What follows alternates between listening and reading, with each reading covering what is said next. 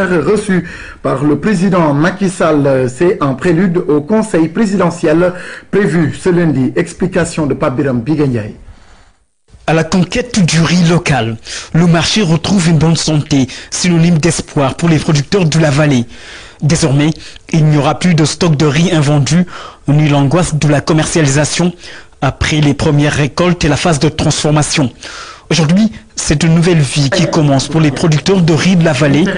Une prouesse économique que vient de réaliser le chef de l'État à l'issue de cette rencontre avec la majorité des acteurs de la filière commercialisation et distribution de riz. Tous s'engagent à soutenir la politique d'autosuffisance alimentaire en riz du président Macky Sall. Notre engagement est total et sans faille. On est tout à fait disponible à accompagner, disons, tous les efforts du gouvernement dans le sens de l'autosuffisance en riz. On s'engage, si table de production et des producteurs locaux ils vont le faire. Nous vous assurons de notre soutien qui a été manifesté par un premier acte qui a été l'achat, donc en tout cas la promesse d'achat des stocks invendus au niveau de la vallée. Et nous vous réitérons notre disponibilité pour d'autres efforts futurs avec comme objectif final évidemment l'autosuffisance alimentaire à laquelle nous contribuerons en tant que Sénégalais. Ces commerçants, importateurs et distributeurs de riz ont même décidé de soulager les producteurs de la vallée qui avaient du mal à écouler leur production de riz cette saison. Une épine du pied enlevée pour entrer de plein pied dans l'ère de la commercialisation du riz local.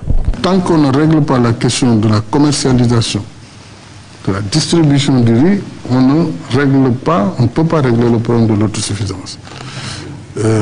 Je voudrais d'abord commencer par vous remercier pour le geste très patriotique, très important que vous avez fait hier en procédant à l'achat de l'intégralité des stocks de riz de la vallée qui se chiffrait à hauteur de 8500 tonnes, m'a-t-on dit, de riz blanc que vous avez décidé d'acheter pour l'injecter dans le marché. Ça, c'est aider les producteurs, c'est aider le pays, c'est aider l'économie nationale. Il s'agit surtout pour le président de la République de recueillir les contraintes de la filière commercialisation et distribution de riz local. Les professionnels ont ainsi eu l'occasion d'exposer leurs difficultés majeures qui risquent de plomber le processus de commercialisation. On commande des sacs laminés, c'est le président des sacs vides aussi, il n'y a pas une usine pour le moment qui amène des sacs laminés au Sénégal. Les sacs laminés, non seulement pour la conservation du riz, c'est bon, parce que c'est pas chaud. En même temps, quand on le voit dans le marché, ça brille. Or qu'aujourd'hui, les gens, ils payent l'emballage, plus que le produit. Donc aujourd'hui, comme le ministre des Finances est là, pour qu'on ait l'exonération de ces sacs vides, que pour le moment, on importe de l'étranger. Le sac vide, parce qu'on paye le sac vide et quand on le fait, on sera obligé de l'augmenter sur le prix du riz. Or, c'est très important pour la conservation du riz elle-même. Nous avons également des importateurs, disons, qui ne sont pas régulièrement, si je peux m'exprimer ainsi, régulièrement établis, qui viennent de temps en autre perturber le marché, faire un bateau, deux bateaux, casser les prix et repartir. Disons que ce sont des étrangers, mais qui ont des sociétés de droit sénégalais. Mais ils ne sont pas, disons, régulièrement ou bien en permanence sur le marché. Des contraintes que l'État va prendre en charge en mettant les moyens qu'il faut et déployer des mécanismes de fiscalité adaptés aux nouveaux enjeux et défis à relever. Dans la loi de finances rectificative, vous avez autorisé qu'on y mette 16 milliards qui ont été mobilisés pour spécialement le programme d'autosuffisance en riz. Et dans la loi de finances de 2015, vous avez aussi instruit qu'on y mette 20 milliards qui sont disponibles. Cela signifie que vous avez décidé d'atteindre cet objectif et ce, après une évaluation qui a été faite par vos services. Et les producteurs que nous avons trouvés sur place sont même en mesure d'atteindre l'autosuffisance avant 2017.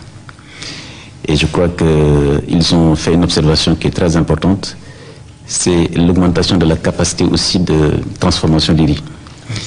Parce qu'on risque d'avoir dans 2 ans près de 800 000 tonnes de paddy et la capacité n'atteint pas ce volume. En décidant de mettre les moyens, l'État invite ses partenaires commerçants à investir dans la filière transformation à travers la création d'usines pour une meilleure maîtrise du coût de production et aller vite dans la phase commercialisation. Dans la phase commercialisation, le chef de l'État invite les populations à consommer le riz local. Mieux, il donne l'exemple. Toute consommation que les services de l'État devraient faire, notamment la solidarité nationale, les armées, la police, voilà, la justice, avec les prisons et tout ça, il faut qu'ils viennent s'approvisionner chez vous, mais en riz local.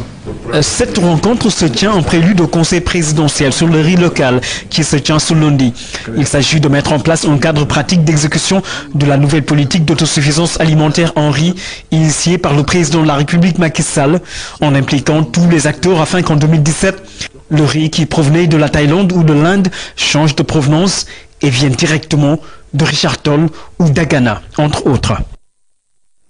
Le 14 février prochain, le gouvernement du Sénégal